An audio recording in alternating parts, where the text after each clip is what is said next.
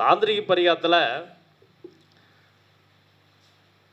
பேச்சே கேட்கல, படிக்க மாட்டான், கெட்ட பழக்கம் எல்லாமே வந்துடுது அப்படின்னா ஒரு சின்ன விஷயந்தான்.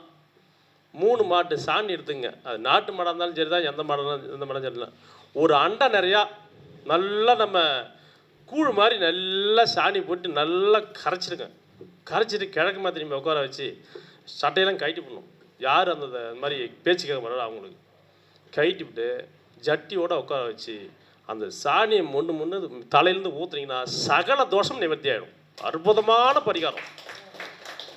செய்வின பில்லி சூனியம் எல்லாம் ஓடியே போடும், துண்டக்கணா துணிகரம் ஓடிவிடும். இது மருதமலை குருஜி அவர்களுடைய பரிகாரம். இது கிட்டத்தட்ட 15 வருஷமாக ரொம்ப கஷ்டமாக இருக்குது சார், ஒன்றுமே பண்ண முடியல அப்படின்னா ஒரு கணபதி பண்ணணும்பா, வேலை முடிஞ்சுது, ஒரு ஐயர் வச்சு ஒரு 10-15,000 ரூபா வாங்கி பண்ணுறதுக்கு முன்னாடி இந்த பூஜையை பண்ணோம்னா அற்புதமாக வேலை நடக்கும், சூப்பராக இருக்கும்.